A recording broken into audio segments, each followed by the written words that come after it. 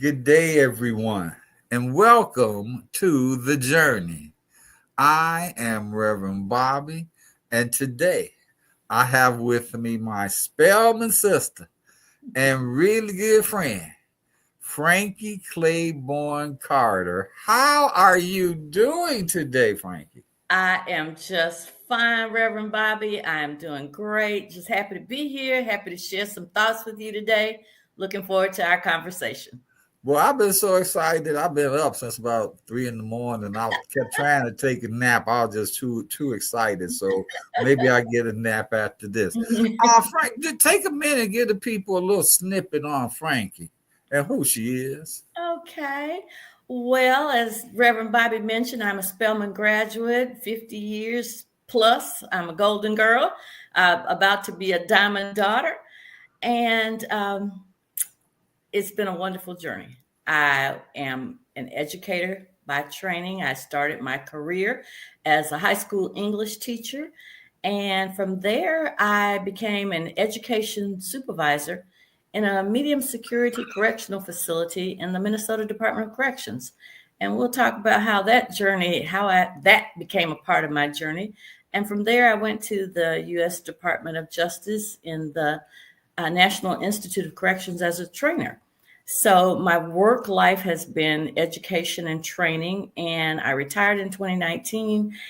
And now I am a contractor. I work from home, and I am a grant writer, writing grants for nonprofits that assist with young African American men returning home in many cases from incarceration, but others who have had challenges and need assistance with housing or education, employment, reconnecting with their families, and staying out of the criminal justice system. So the work that I'm doing now really is a continuation of the work I've been doing, and very enjoyable work, and it's It's so interesting how um, you started off saying I'm an educator because a lot of the people I talk to now were educators. Mommy and daddy were both educators, and even the woman who started the spiritual organization that I grew up in and was trained by all of them were teachers because teaching and education is so important. And how important have you found it to be in the work that you do? Well, I always wanted to be a teacher. You know how you ask kids, what do you want to be when you grow up? From about the fourth grade, I wanted to be a teacher. I actually used to play, being a teacher with my friends and teaching my little brother the alphabet and that kind of thing. I'm an avid reader, and I was reading books before I could read, actually just looking in books and writing in books, which wasn't always popular with my mom, but I I'm always sure. loved books. She finally gave me one, just a book that I could write in. And so I learned to read and write, and it just became a lifelong passion for me as an English major, English teacher, and I'm still an avid reader. I belong to a book club, and well, it's the Mimosa Book Club. So we drink mimosas and read and discuss books. So it's a really fun way to engage my habit of reading. Well, I had to read. Mommy and daddy being teachers, and we read, we learned to comprehend, and as you know, a lot of the critical thinking aspect of learning has been taken out of schools right after we came through, and it's made a quite a difference in the mentalities of the people. What are some of the biggest things you see that are not being fulfilled through the inability to read, comprehend, and think critically? They say reading is fundamental, and that's very true. And, not only do we read for information, which is extremely important, but we also read to be able to dream and see a bigger world for ourselves, because reading opens up new worlds. You learn about other cultures and people. I love historical fiction. And learning history through storytelling is just a really engaging and entertaining way to learn about history. And I think it's so important for children to read. When I was working in the correction system, we had a program called, we participated in Reading is Fundamental, but we also participated in a program called Mother Read, Father Read.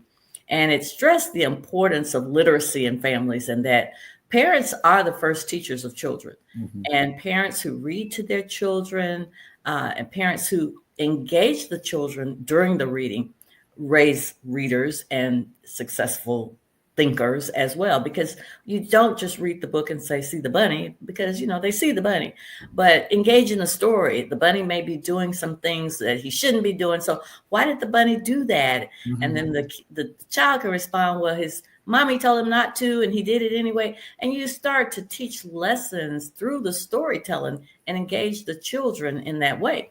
And by the time they get to school, reading is fun because mommy and daddy did it. They took the time to do it. We enjoyed it.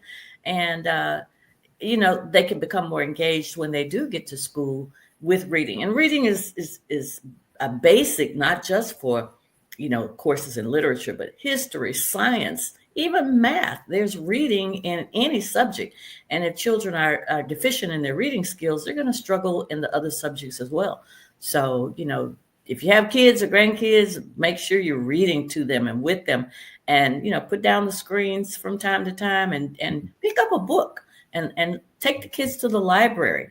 I remember when my daughter was 6, we had been going to the library for a long time and picking out books, but the librarian asked her if she wanted her own card. And I said, well, she's only 6. And the librarian says, it doesn't matter. She's reading. And she got her own library card. And that was such a big deal. And I think now, because we do go so often to screens, and I'm not against it. I mean, if you'd like to download books and or even books, audio books, fine, it's fine. But I think with little children, that tangible engagement, that tactile, touch of reading a book, they're learning skills like the words go across the page from left to right. And you're going from top to bottom. If you see little children, they pick up a book, it might be upside down. If you read to them, then they know the orientation of the book. They know left to right. They know top to bottom. They're learning some spatial skills, even just with a simple act of reading a storybook. You said spatial skills. And one of the things that I notice as, I move through things and do things, and set things up, counseling and stuff in the way that I do. I was telling a friend of mine this morning, I said, one of the questions I ask people, especially our age before we enter into anything is, did you like roller coasters? And I said, and I asked them that because if they like the roller coaster, we turn the corner, then they do much better dealing with things in life that people that didn't, like roller coasters. And we played a game in high school called dots, where you just make all these dots on the paper and then connect them and put your name in the box that you connect. And I asked that too, because if they play dots, they can connect the dots and see things step by step, spatial skills with looking out, with vision, and that kind of stuff. And I want you to share, man, about how important that is. But I also know you did some work writing some notes. And so I want you to get in there and dig up some of that good fanny stuff in a moment. But how important are the spatial skills that you've seen? Being able to visualize something and you have an idea of what you want to do, what you want to accomplish. But until you can actually visualize that idea, how is it going to play out? What's the first step, the second step, and so forth to actualize that vision? Note taking, that's a way that I connect the dots, like you say. Mm-hmm. So once I write it down, I may not need to look at it again. I can visualize it. Mm-hmm. So just having that almost like a roadmap, just having that roadmap for your vision, so you know where you need to start and where you need to go from there, and if you hit a dead end there, how you need to pivot and go another way. So spatial skills, not just in terms of a tangible item like a map, but even in terms of visualization, like a map for your future, a map for your life. But the spatial skills are important conceptually when you are, Mm-hmm. walking some stuff up between premise and conclusion, Mm-hmm. because, like you say, it's not tangibly there. So you got to put the stuff together kind of in your mind, Mm-hmm. and the spatial skills I found have come in real important in doing that. Okay, share some of your note stuff. Break it down for us. Well, in our previous conversation, we talked about what sustains you, what gets you through. Times today are very turbulent, lots of challenges, and how do you navigate those challenges? Mhm. So that was what I was thinking about when I jotted down a few notes. And the very first thing that came to my mind was family and friends. And these are the people in your corner. This is your support system. These are the folks who are going to see you through the rough times. Mhm. And the family that we're born into, may or may not be the family of your choice. I understand that some people may have challenges within their families, but you create family as well along Yeah. the way. So these are the people you meet along the way that fill those roles of support, caregiver, um, unconditional love. I hear people say, she's okay, but, and then they start listing all the things that they don't like about this person. Well, they don't really love that person if they've got all these buts, because love is unconditional. We love people just as they are. Now, we'll get into toxic people and what you do with them in a minute. But at the same time, I think it's so important to have create memories and traditions, a sense of legacy with the family, your family of birth or your family of choice, and your friends. And I think about family members who are no longer with us and how we preserve that legacy through our family traditions. I made Thanksgiving dinner last year. Second time I've ever made Thanksgiving dinner. I was never tasked with much during Thanksgiving. I Really? I opened the cranberry sauce and I put the dinner rolls in the oven. That was about it. But as we get older and we lose family members, the young become the old, and we become those matriarchs and patriarchs of our family. And this past 2 years, I made the turkey. I made the Thanksgiving dinner. It was pretty awesome to do that because it means they trusted me, for one. It And means you trusted you too, though. there was trust involved, but there Yeah. was also legacy. There was also tradition. And what I mean by that, if you have family members who are making those special meals now, younger people, get in there with them and see what they're doing. Write those recipes down. My grandmother's cornbread dressing was the best I ever had. Her secret was sage. If you didn't have sage in it, it was not her cornbread dressing. So I say, you need to really honor those traditions. That's the legacy of the family. Create those memories.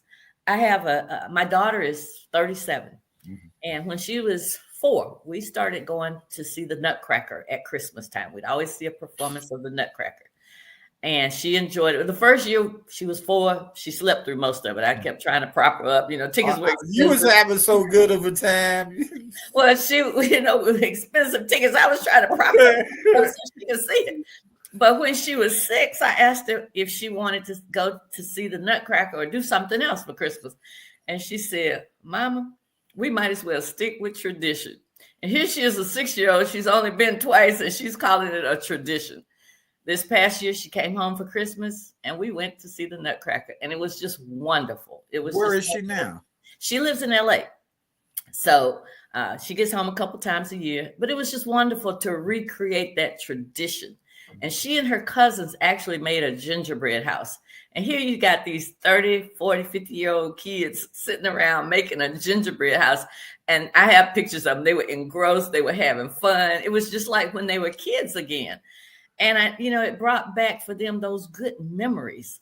And I think we have to create those memories and those traditions and that legacy, that sense of this is who we are. These are the people that we came from.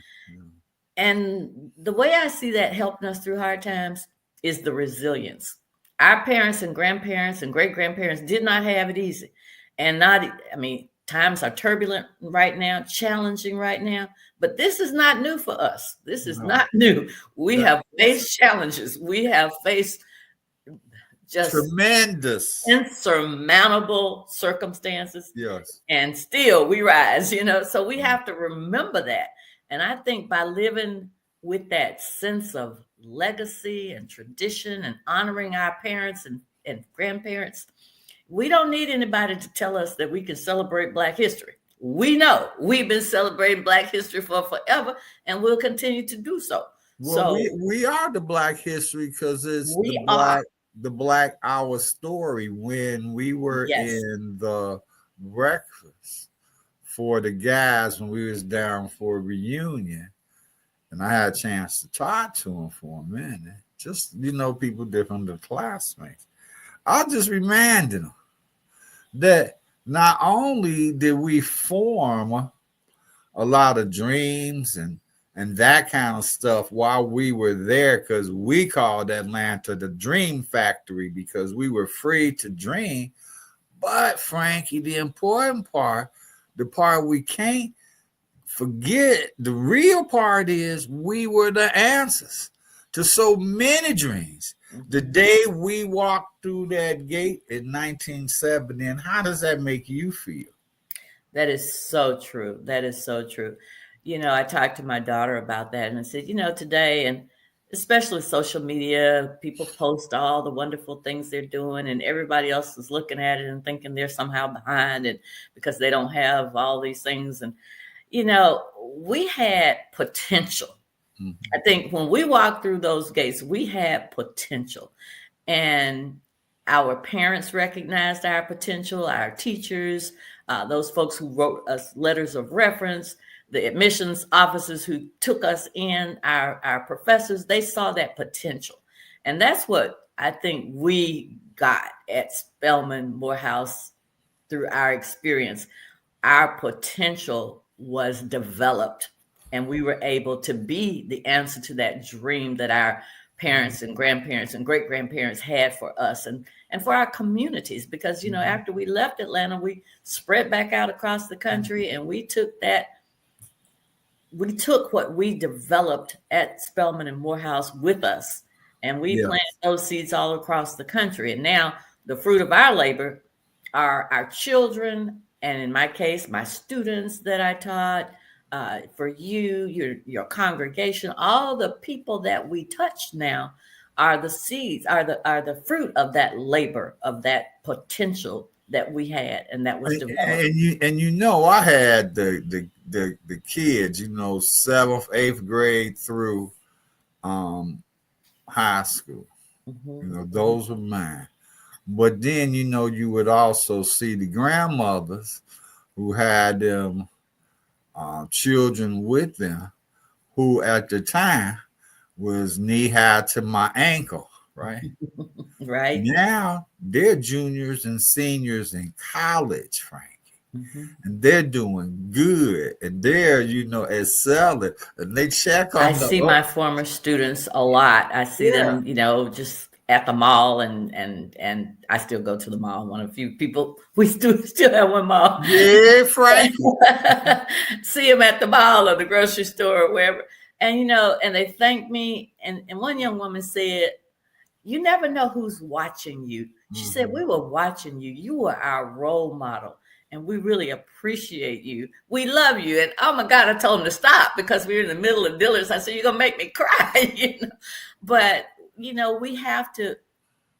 have to help to foster that in the generations that are following now, because some of our kids are being raised on social media. They're on a screen all the time. They're always, playing a game, or they're on TikTok, and all of that has a place.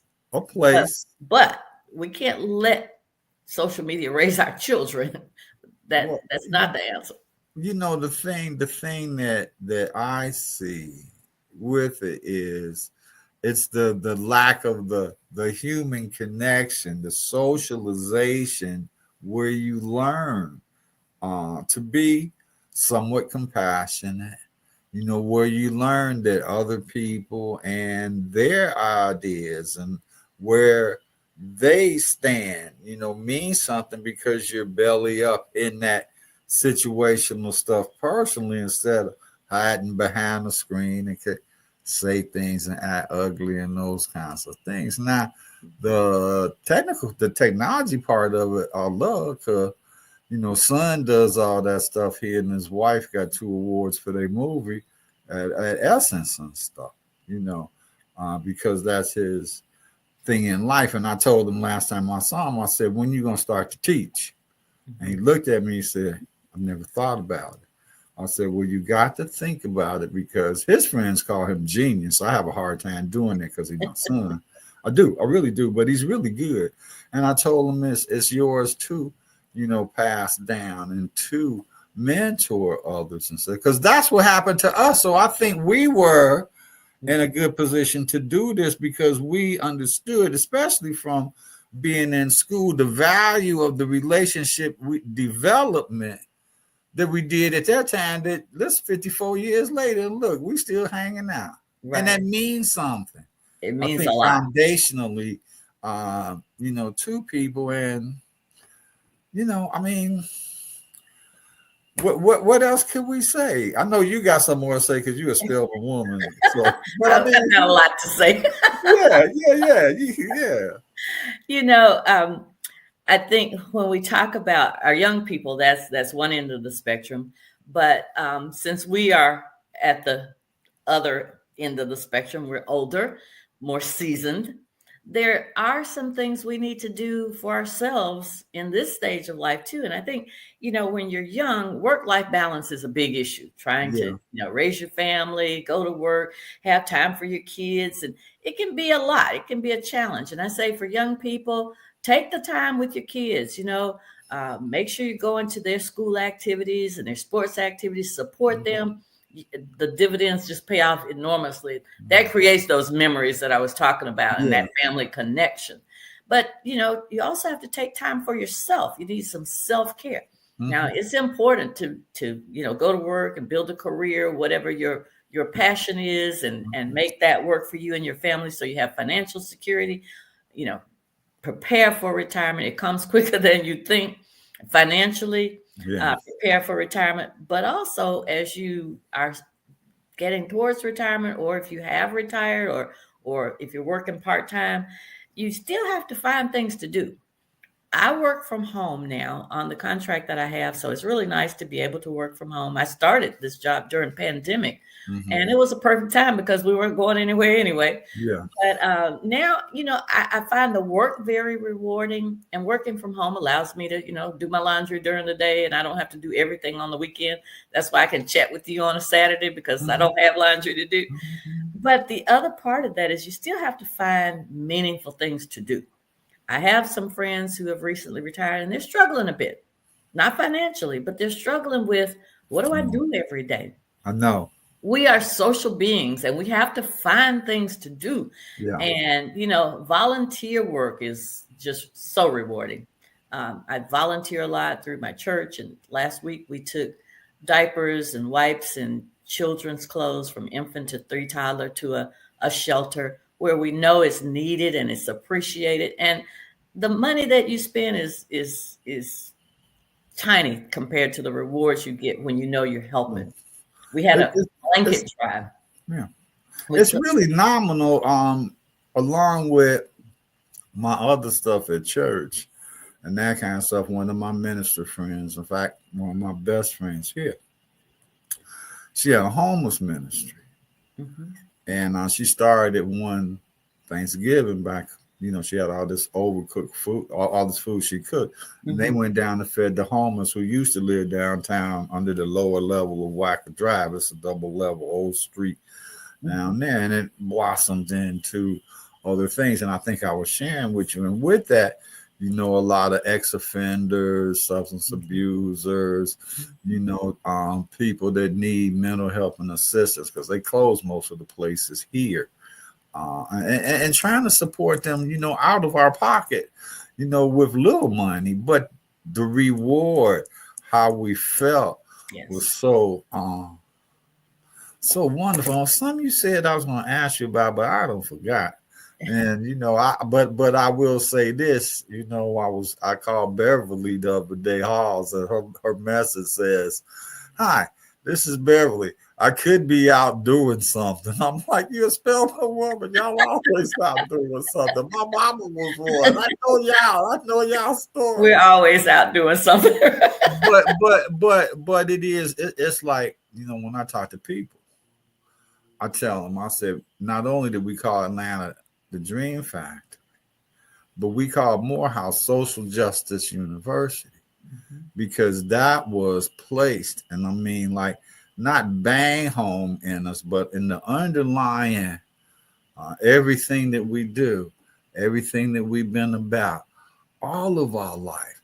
No, everybody doesn't do the same thing the same way, but the underlying girding, foundational stuff is that social justice, and some kind of way, I believe that the foundational stuff is the most important stuff that's going to bring us in and through all of this stuff. What about you, Frankie? Absolutely, absolutely. As we climb the ladder, we have to reach back and pull others up too. We can't do like so many people have done. They climb the ladder and they pull the ladder up. They make sure nobody else can get there. We have to always look back and see who we can bring along. And you mentioned the homelessness in any city, it's an issue. And, being able to provide for the least of our brothers. At our church, we have a statue in a garden that's called the Homeless Jesus. And it's a figure on a park bench, and the figure is covered up and you can't really see the person because they're under a blanket, but the feet are out and you can see the wounds, the nail wounds on the feet. And it's the homeless Jesus because, whatever we do for the least of our brothers, we do for him. And it reminds us as we walk through that garden that we have to do this work. It is not even a nice thing to do. It's an essential part if we are Christians. And I'm Christian, but I think it extends beyond a religious sect. I think it's human, not just I agree with you. Faith group, everyone. Yeah. And we'll get into spirituality a little bit too, but I want to just circle back to life balance. We have to socialize. We are social beings. So whether that socialization be through volunteerism, which is an easy way to connect with people who are like-minded and do good things, but it can also be through hobbies. I mentioned my reading and the book club, and that just grew out of one day after church. We were having brunch, and some of the women in the group, were talking about the books they've read, and everybody's, have you read this? Have you read that? And then somebody said, well, we ought to have a book club. And we were having the mimosas at the meeting, at the luncheon. And so that's how the book club came about. But it can be something as simple as that. People think, oh, I have to have a lot of money. I have to travel. I have to golf. I have to join the country club. And no, I mean, it can be whatever your passion is. Right. And it can be things you didn't have time to do while you were working, because you were so busy. So in retirement, taking the opportunity to do some volunteerism or work part-time or get involved with hobbies you have put on the back burner, or even learning new things, because learning new things is the way we keep our minds sharp. We don't have to decline with age. We don't have to decline mentally. We need to be learning new things because that's what makes those synapses in the brain fire and create those connections that keep our brains healthy. So it's just like exercise for the brain to learn new things. So, learn a foreign language or learn how to play a musical instrument or just something new that challenges your brain to make those connections and keep you mentally strong. So how do you feel as the elder, the person, the people with the wisdom, as the journey for today closes up?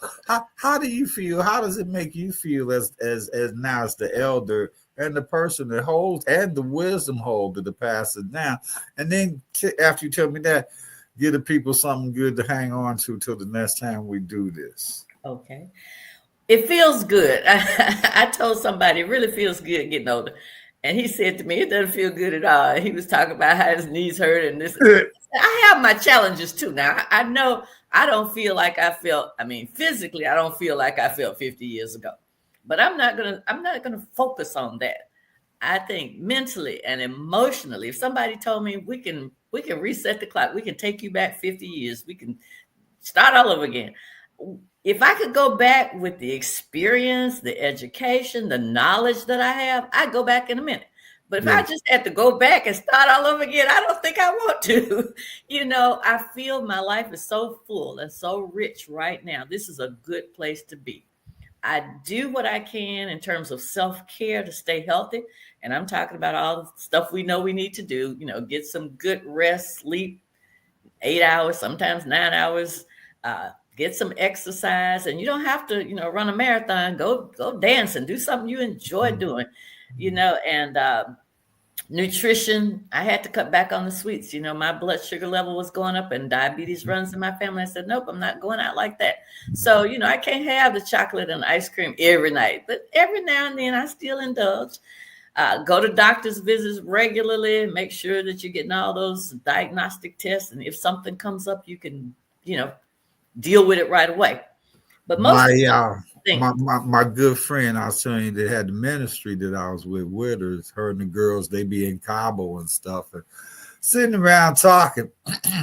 And they be talking about the men they know that don't go to the doctor and don't take care of themselves. Yeah. TC say, hold on 1 minute. I got this friend. He stay on top of his stuff because he's determined to be healthy. Well, Frankie, the journey for today has come to a close, and I thank you for making yourself available. And we'll get to the spirituality and stuff, but it'll be next time, okay? Okay, that sounds good. No problem. Yeah, I look forward to it. All right, this is Reverend Bobby, guys, and this was and is the journey, and journey well always. Peace be unto you. Let me cut it off.